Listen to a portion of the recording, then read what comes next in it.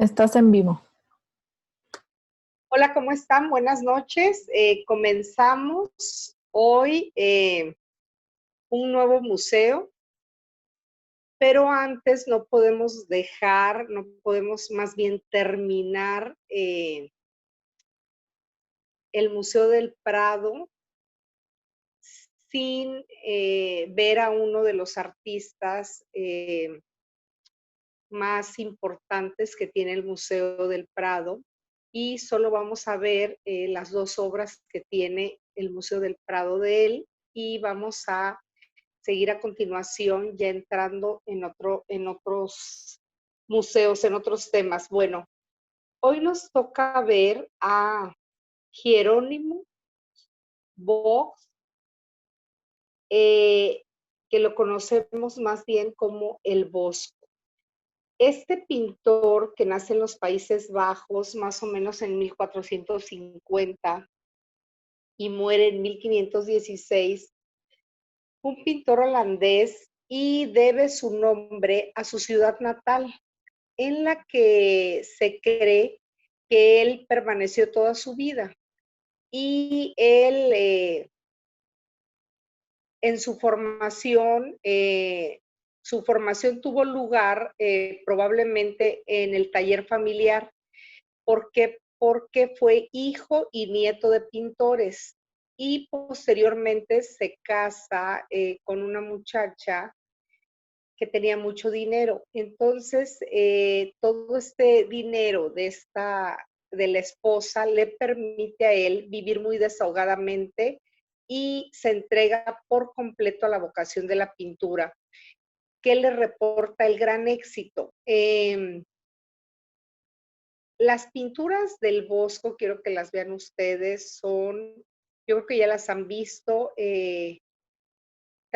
vamos a hablar de ellas con detenimiento, porque son a veces un poco confusas para verlas.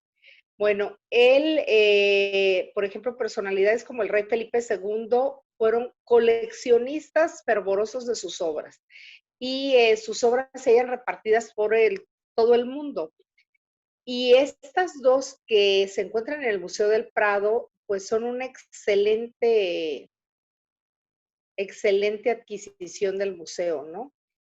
No se sabe exactamente él cómo produjo toda su obra, no se sabe exactamente la cronología, pero, por ejemplo, se cree que las que pertenecen a la primera época son las obras más convencionales. Y en el centro de su carrera es donde se sitúan las realizaciones más famosas, que son estas creaciones que se encuentran abarrotadas de gente, de figuras, de elementos fantásticos, de monstruos, de demonios, de figuras como medio humanas, media animales. Entonces, pues todas estas imágenes a veces son un tanto perturbadoras, y sobre todo la imaginación que él tuvo para crear todas estas imágenes. Si han estado ustedes ante un cuadro del Bosco, van a tenerlo que ver por partes, porque cada pequeño, si lo vamos nosotros seccionando en cuadrados, cada uno es una pequeña obra. Entonces es una profusión de personajes que nos impactan muchísimo. Bueno, miren, el museo tiene dos obras muy famosas del Bosco. Tiene pues una de las obras más importante, podríamos decir, eh, que está en el Museo del Prado, que se llama El Jardín de las Delicias. Esta obra, vamos a ver primero El Jardín de las Delicias, la pasamos, después vemos el carro de heno. Bueno, esta obra, El Jardín de las Delicias, véanla ustedes con detenimiento, y pues nos abruma un poco, ¿no? Tenemos una cantidad impresionante de estos personajes Esta obra es un tríptico, realmente es un tríptico. Las dos obras que tiene el Museo del Prado son trípticos. Tienen mucha simbología, em, que yo creo que alguna de ellas ya se ha perdido en el tiempo, porque recuerden que para nosotros a veces hay cosas que se pierden, aunque está la literatura, que nos quedan muchas cosas en la literatura, pero hay costumbres, hay dichos, hay cosas que se van perdiendo en el tiempo y ya no sabemos exactamente todos estos símbolos que él nos dejaba en estas obras. Eh, este nombre con el que se le conoce a esta obra, El Jardín de las Delicias, pues es un nombre más contemporáneo. Es un óleo sobre tabla y son grandes. Miren, la tabla central mide 2,20 por 1,95 y las laterales 2,20 por 97 centímetros cada una. Eh, Están pintadas porque se cierra. Se pueden cerrar estos paneles sobre la tabla central, entonces están pintados a ambos lados. Eh, sobre esta obra en especial, se han ofrecido varias interpretaciones, pero todas ellas, pues, no sabemos si son exactas, todas esto simbólico que se ha escrito, ¿no? Sobre todas estas situaciones simbólicas. Bueno, esta es considerada una de las obras más fascinantes que tiene él y la adquiere el Museo del Prado como Patrimonio Nacional en 1939. Eh,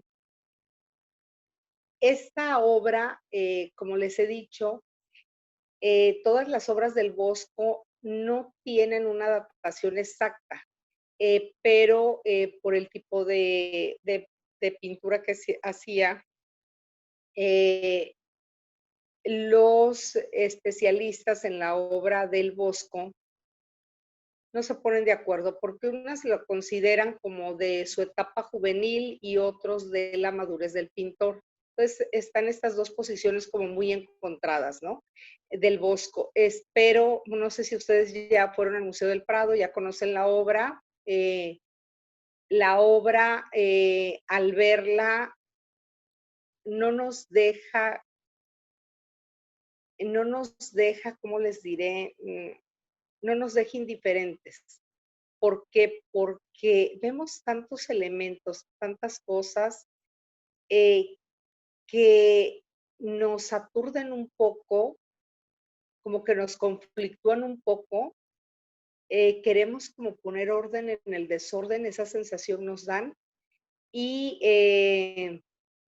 dense cuenta que al mismo tiempo en la misma obra podemos ver cielo, bosque, campos, una concha marina o otros, mitad hombres, mitad que defecan, hay animales, hay hombres, mujeres, blancos, negros, pájaros, bueno, hay todo huevos gigantes y tenemos pues un sinfín de personajes.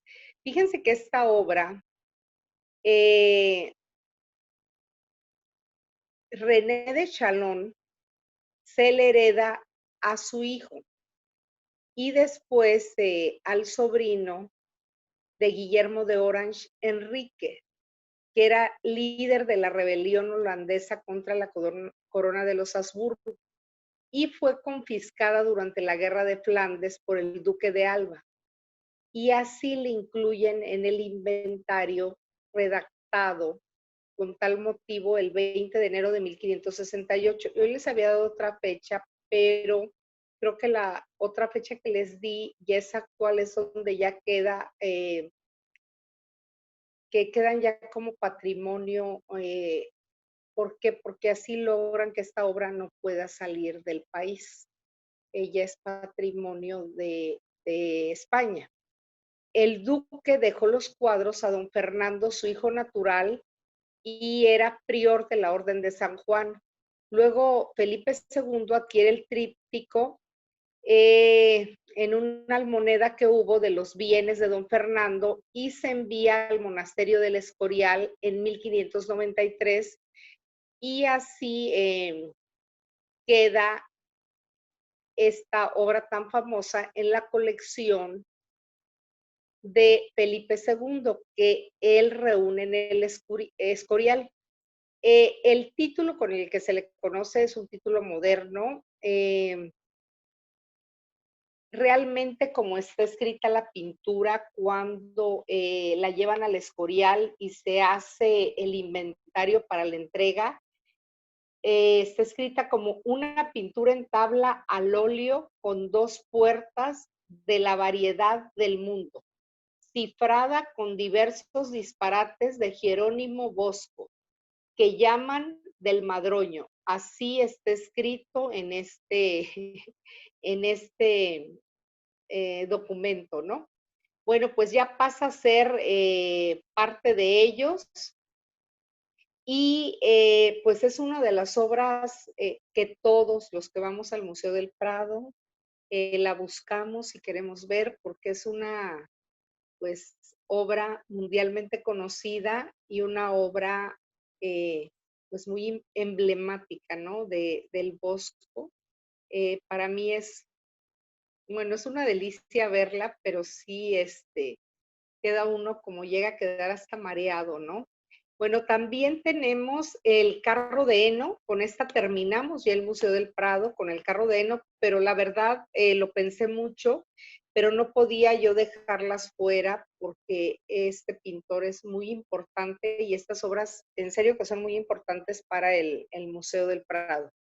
Bueno, el carro de heno, si la cambiamos, bueno, el carro de heno es otra también tabla y también es un tríptico y también fueron propiedad de Felipe II y también fueron para el Escorial y más tarde para el Prado. Esta obra del carro de heno se dice que se trata de la ilustración de un salmo y las 2 caras externas del tríptico configuran una única escena. El hombre en el camino de la vida es como una metáfora y también tiene una alusión a la Divina Comedia y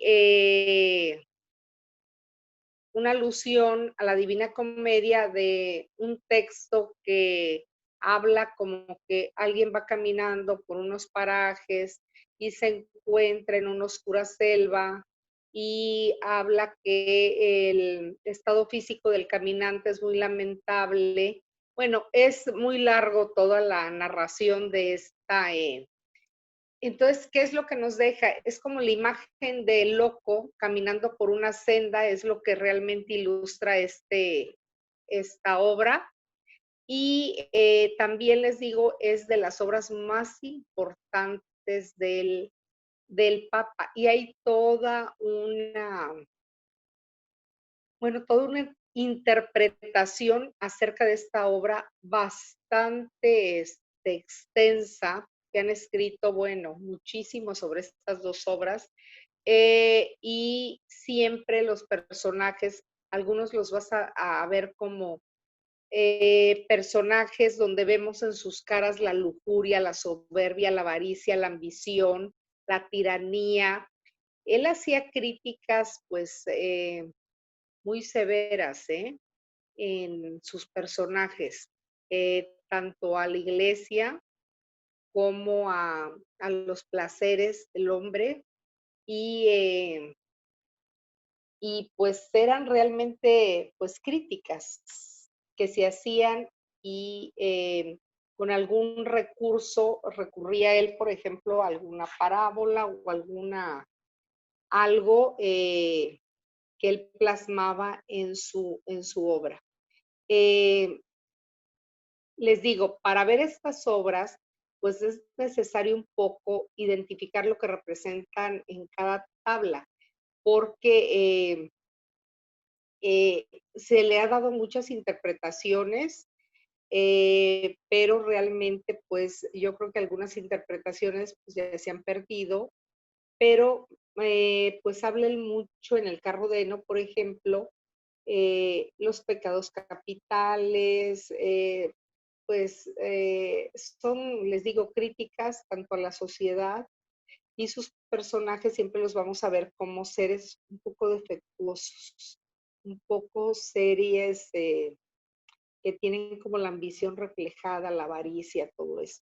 Bueno, con estas dos obras terminamos el Museo del Prado. Creo que vimos las obras más representativas del Museo del Prado. Y miren, pensé yo mucho hoy en esta clase, ¿por qué? Porque vamos a entrar ahorita a Florencia, a los museos que hay en esta hermosa ciudad de Florencia. Y pensé mucho cómo hacer la clase. Pensé entrar de lleno en los museos, pero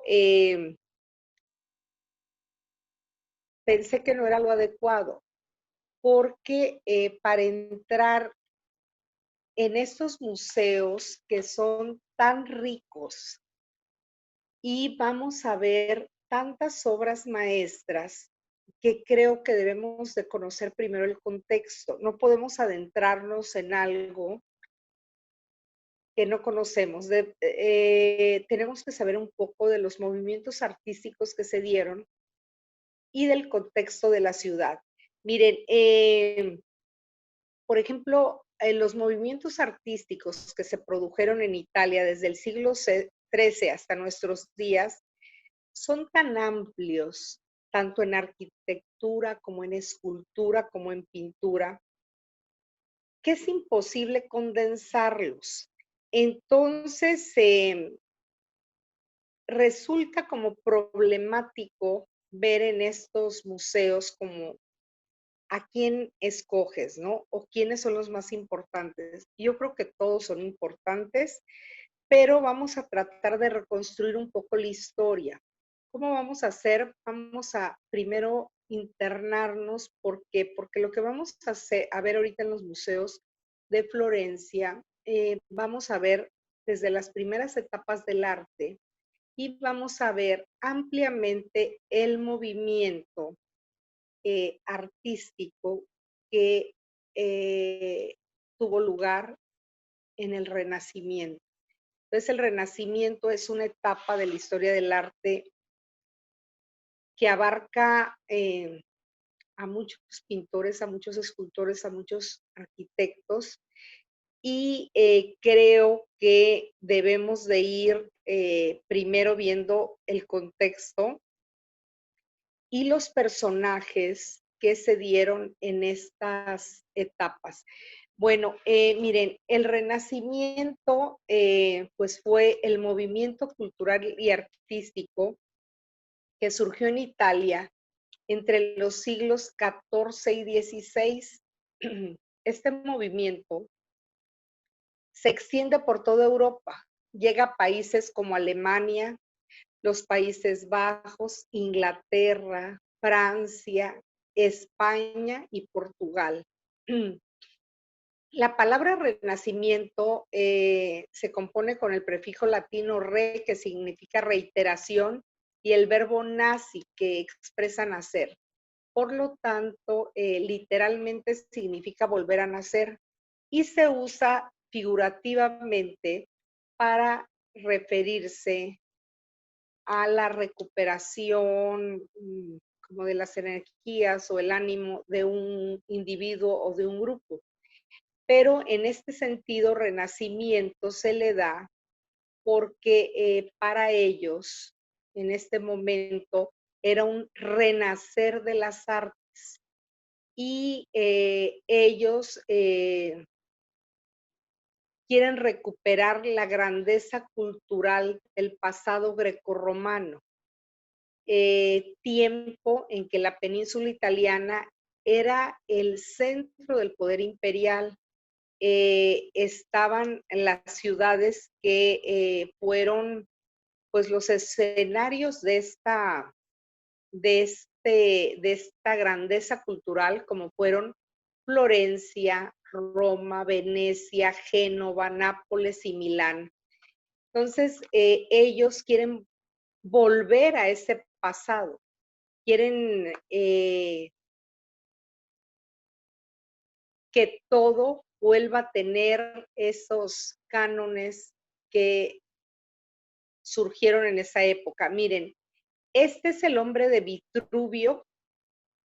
Este hombre,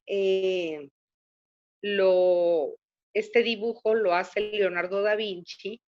Tiene varios escritos en él porque él aquí hace las proporciones ideales del cuerpo humano. Recuerden que el Renacimiento se oponía a los valores de la Edad Media. Miren, aquí yo les voy a hacer una observación. Muchas veces van a oír ustedes que es algo así como muy rutinario, que se dice como el oscurantismo de la Edad Media. Yo no creo que haya habido tal oscurantismo porque más bien son periodos de transición. Son periodos de transición que dieron lugar al Renacimiento. Sin la Edad Media no podría haber habido este renacer de las artes. Y el periodo de la Edad Media también tuvo grandes estudiosos, grandes escritores, y nada más que aquí les vuelvo a decir, renace con fuerza todo este movimiento en cuanto a pintura, escultura, y hay grandes genios en esta época. Recuerden que en la Edad Media la cultura que ellos tenían era teocéntrica y anti-individualista. Y en el Renacimiento, ellos ellos ya quieren practicar el individualismo. Tienen otra visión totalmente diferente porque ellos ya saben que viven en una etapa determinada y son los primeros como que se dan cuenta en qué etapa están viviendo. Bueno, ellos entonces en estas ideas se contraponen totalmente a la Edad Media y cambian todos los valores, todas las prácticas que se hacían en la antigüedad clásica y promueven, les vuelvo a decir, el individualismo. El Renacimiento ayudó al desenvolvimiento, por ejemplo, del comercio con el Mediterráneo y la formación de una economía que algunos califican como protocapitalista, como los inicios del capitalismo. Y también hay un impulso por la investigación científica, no como la conocemos en estos momentos que aplican un método, todo era diferente, pero ellos comienzan a hacer este tipo de investigaciones, comienza el apogeo de las universidades y la separación de conceptos como arte y artista.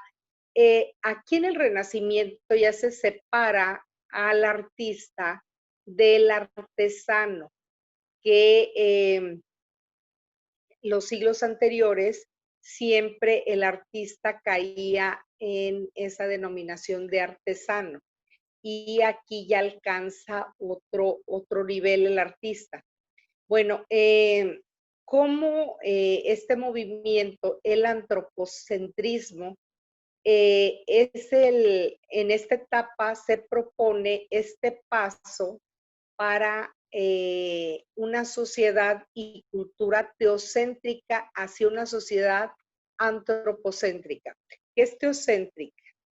Recuerden, en la antropocéntrica el centro del universo es el hombre. Aquí lo refleja perfectamente Da Vinci en este dibujo. el hombre, el ser humano va a ser visto como el centro del universo. Y antes no, antes el hombre no era la parte más importante del universo. Entonces, también otro proceso que se va a vivir es la secularización de la sociedad. Eh, ¿Por qué? Porque ya hay varios, los sectores civiles van ganando mucha influencia política, económica y cultural.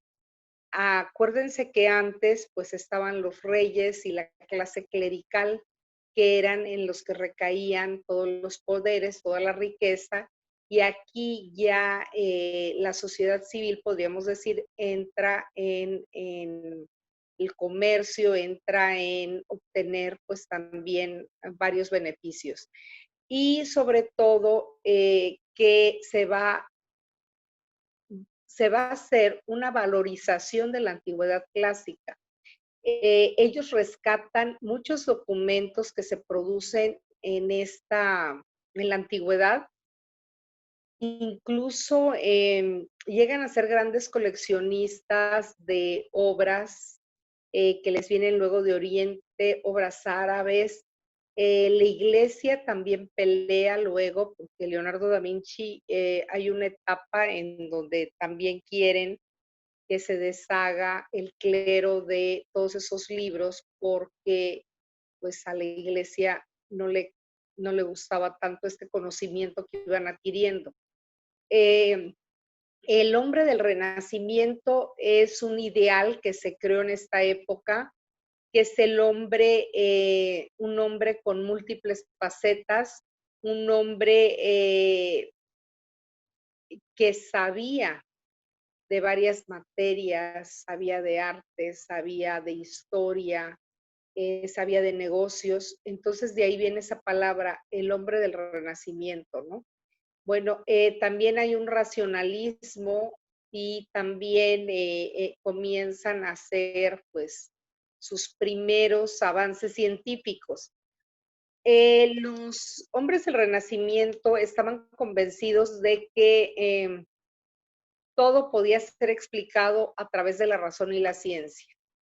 Y quienes destacaron en esta época, destacó Galileo Galilei, pues Leonardo da Vinci, Copérnico, pues hubo muchos grandes científicos que destacaron en esta época. Y el individualismo también favorece la idea de la autovalorización, pues la autocalificación y que cada hombre se distingue de los demás por sus propias atribuciones que tiene, ¿no?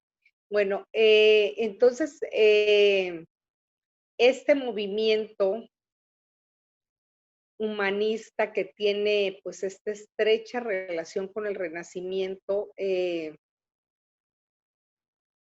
y pues ellos lo toman como una doctrina que más bien consiste en valorar al hombre y la búsqueda del bien del hombre.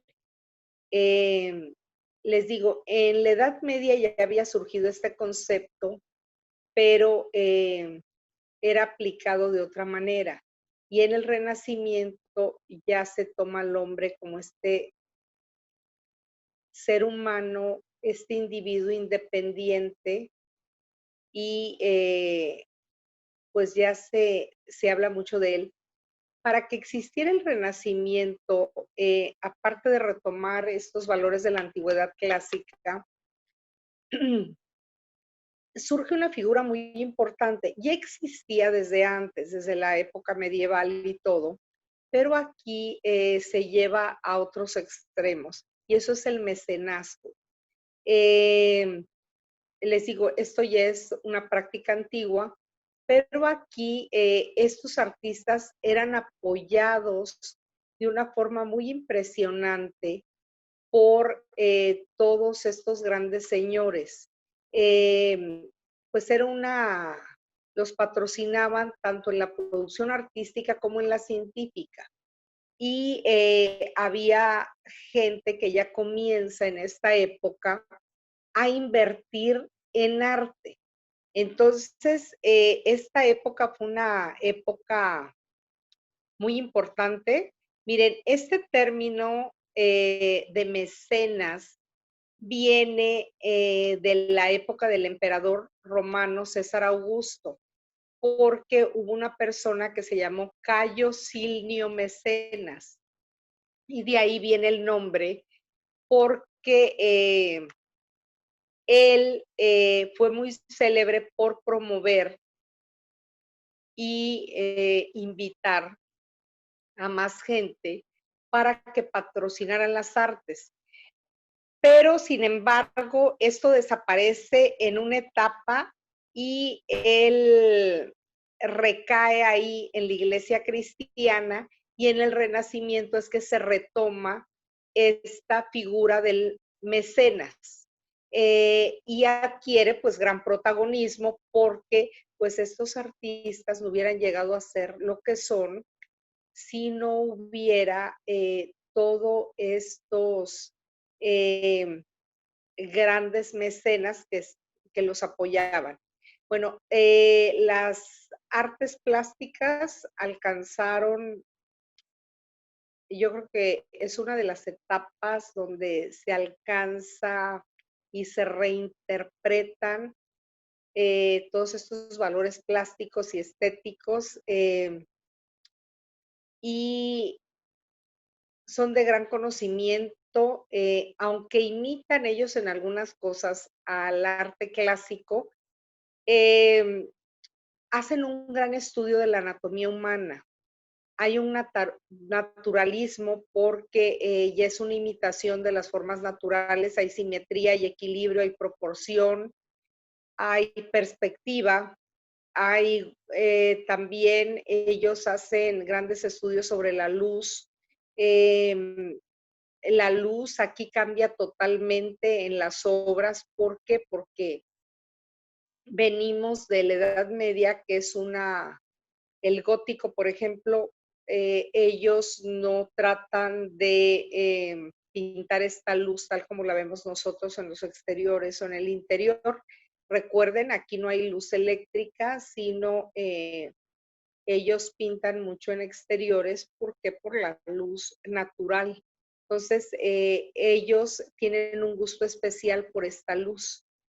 También aparece el claroscuro, y en esta época del Renacimiento vamos a ver infinidad de escenas, tanto mitológicas como de historia, como paisajes, y también aparece aquí el retrato en la pintura, y aparece en el Renacimiento algo ya propio de la pintura moderna, que es la aparición de la pintura al óleo sobre lienzo. Tenemos infinidad de artistas que son muy representativos del Renacimiento. Van a irlos conociendo poco a poco al entrar en este mundo y ver parte de estas grandes obras.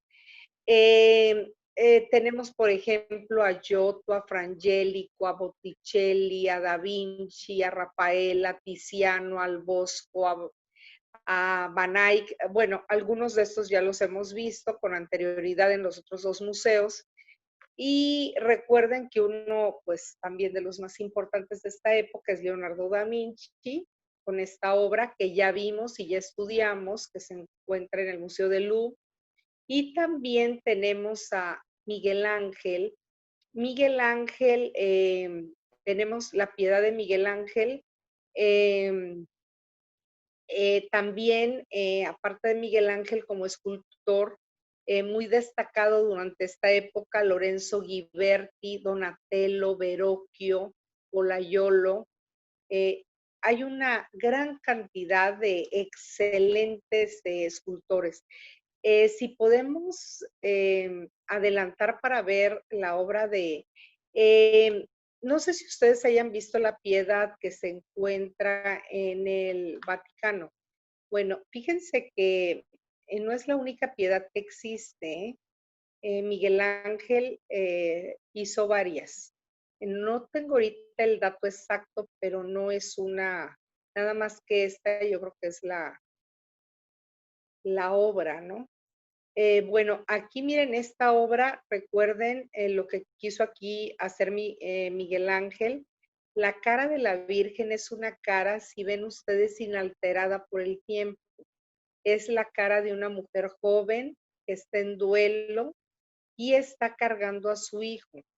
Vean que él solo lo tiene sostenido con unas manos y las piernas, pues un cuerpo inerte pesa mucho, pero él aquí hace que el cuerpo nos resulte como que no tiene ese gran peso, como que la madre al sostenerlo, él no tiene el peso que tendría una persona pues muerta.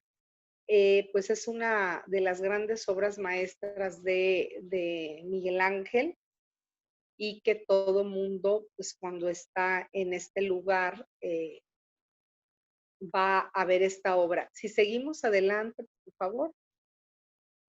Miren, este es el Duomo de la Catedral de Santa María del Fiore. Esta obra, la imagen de la izquierda es cómo está, cómo lo realizó por la parte de adentro. Es una gran obra de arquitectura y esta la hizo un gran arquitecto que se llamó Filippo Brunelleschi. En escultor, eh, la realizó en 1436. Eh, Fíjense que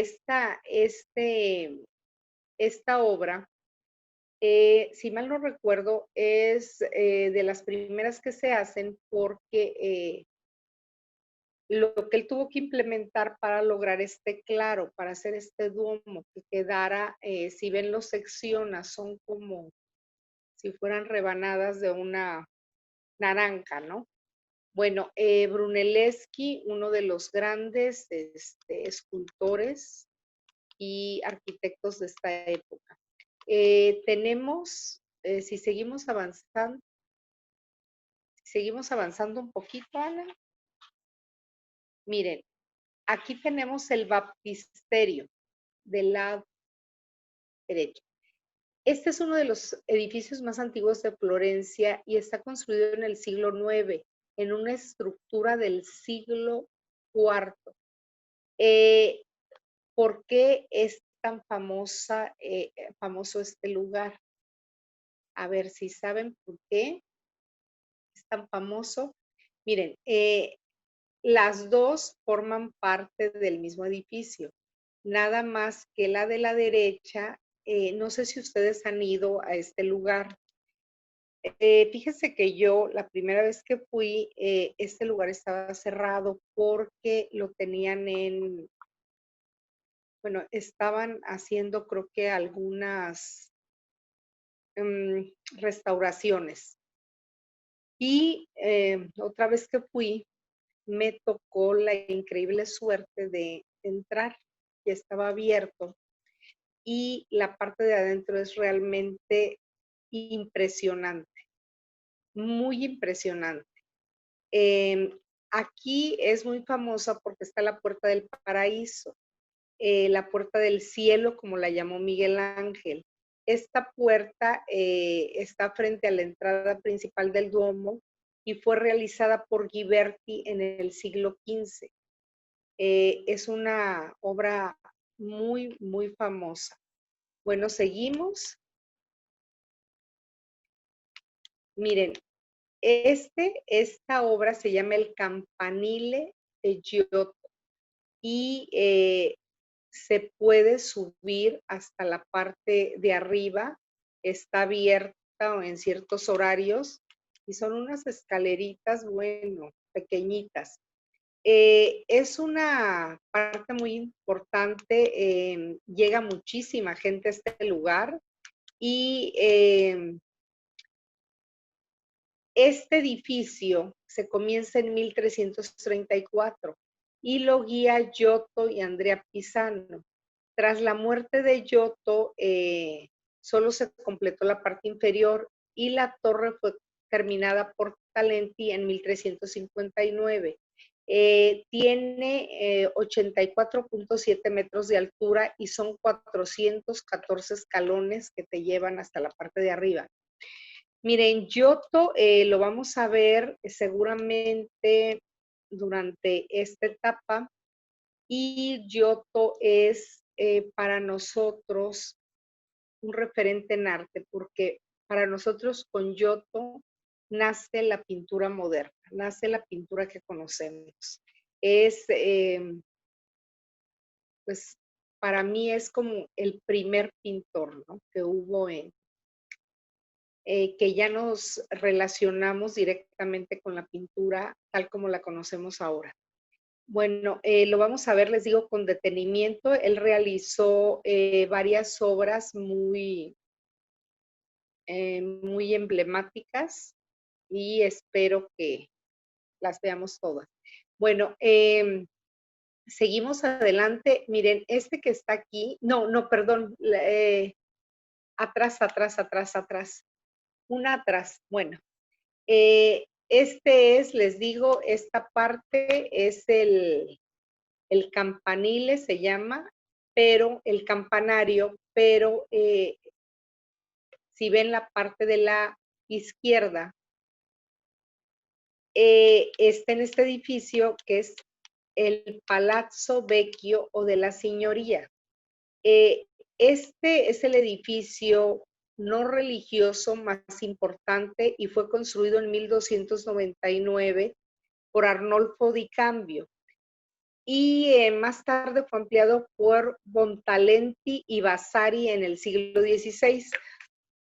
También de estos personajes vamos a hablar bastante. Miren, Vasari también para nosotros es un referente porque Vasari fue un pintor y un arquitecto considerado a lo mejor en la historia no tan buen pintor, pero él nos dejó un libro y en este libro relata a varios de los pintores de esta época, algunos que él conoció, algunos con los que convivía, algunos que ya habían muerto, y nos habla de ellos. Él fue un gran admirador, pero admirador terrible de Miguel Ángel.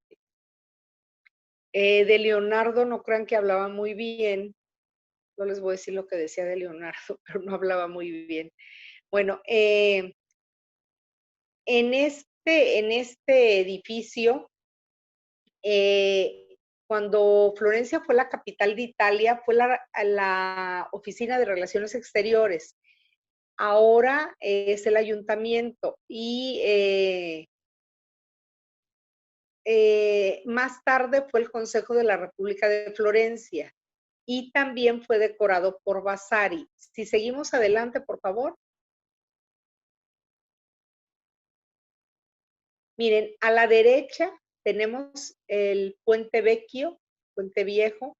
Es el puente más antiguo y famoso de Florencia. Fue construido en 1345 por Fioravante y fue, fíjense, el único puente que quedó en pie después de que los alemanes atacaran la ciudad durante la Segunda Guerra Mundial. Recuerden que todas las casitas que vemos arriba de este Puente Vecchio son joyerías. Y este puente nos conduce al Palazzo de la Signoría y al Palacio Pitti. Y desde el puente pues tiene una maravillosa vista del río Arno y también vemos desde ahí otros puentes de Florencia. A la izquierda, a la derecha tenemos el Puente Vecchio, a la izquierda tenemos el Palacio Pitti. Este es el palacio más grande de Florencia y fue construido para la familia Pitti en 1458 por Brunelleschi. Y el edificio se fue ampliando a lo largo de los siglos y se completó en 1783. Fue la casa del Gran Duque durante mucho tiempo y la casa del gobierno en el periodo en que Florencia fue también la capital de Italia. Miren, este palacio de esta familia también fue muy importante y también vamos a hablar de ella cuando estemos viendo todas estas obras, porque pues fueron también de los grandes mecenas de todos estos artistas maravillosos. Seguimos avanzando. Miren, esta maravillosa iglesia es Santa María Novella. Es un templo de arquitectura gótica y esta iglesia fue construida por los dominicos en 1243 y la terminan como en 1360 y la fachada fue realizada por Alberti. Pues prácticamente fue construida a finales del siglo XIV, pero es una iglesia, XV, perdón, es una iglesia muy bonita.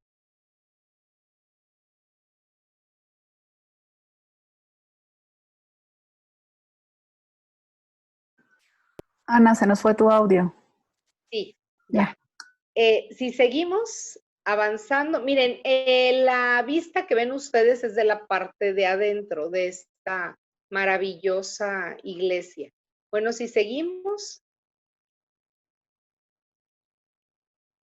miren, la de la izquierda se llama San Lorenzo Basílica. San Lorenzo Basílica. Ese es el nombre de esta iglesia. Es la basílica florentina más antigua. Fue inaugurada en 1393 por San Ambrogio y el estilo es románico del siglo IX.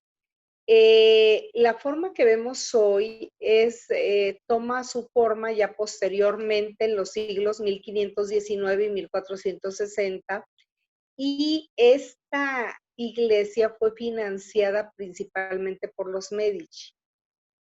Filippo Brunelleschi y Miguel Ángel construyeron las nuevas y viejas sacristías. Y Miguel Ángel también diseñó la Biblioteca Medicea Laurentiana, la capilla de los Medici, donde están enterrados muchos de los Medici, está detrás de esta basílica. Si seguimos avanzando, nos falta una. Miren, esta se llama San Lorenzo y según algunos fue diseñado por Brunelleschi y por un arquitecto de la familia Medici. También todos los personajes que intervienen en la construcción, bueno, en encargar la construcción de estas grandes,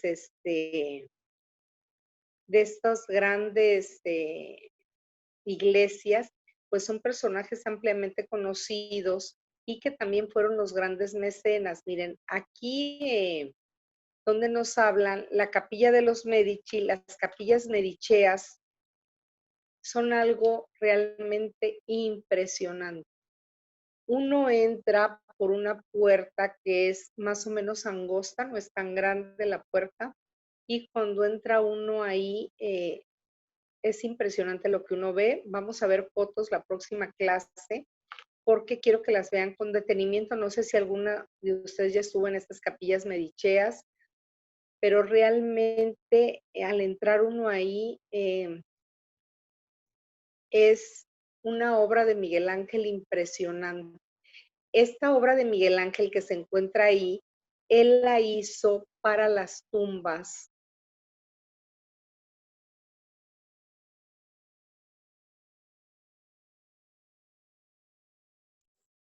Y son obras, les digo, sumamente importantes e impresionantes al verlas. Todas estas obras que estamos viendo ahorita se encuentran realmente en Florencia. Perdón, fíjense que me equivoqué en la otra imagen, la confundí porque estoy viendo, dije, no, esta no es la que, esta es la iglesia de la Santa Cruz, perdón, porque dije, no, yo a esta iglesia he ido, no es la que dije, esta es la de la Santa Cruz y es una de las iglesias, es una iglesia franciscana y es una de las más importantes de Italia. Y también es como un referente de la escultura gótica en la Toscana. La hizo Arnolfo di Cambio y también es muy famosa porque es el sitio donde están enterrados grandes escritores y pintores italianos. Entonces, estas son algunas de las obras de Florencia porque quería yo que vieran ustedes este entorno en el que vamos a estar viendo estas obras de estos grandes genios, tanto en arquitectura, en pintura, en escultura, y que estos movimientos como el que hubo en el Renacimiento y el que se dio en Italia, donde florecieron tantos artistas y tantos genios, se da pocas veces en la historia. Y yo cuando hice un diplomado y el examen final era, tenías que hacer, pues buscar tú cuál creías que había sido la fórmula para que en este determinado espacio hubiera existido esta cantidad de genios. Uno de los axiomas era que dinero más educación nos dan el arte. Sí tiene que ver, pero yo creo que aquí fueron muchos elementos que se dieron en esta etapa. De eso también vamos a hablar porque se requirió también de grandes mecenas para, les digo, apoyar todas estas manifestaciones artísticas que hubo.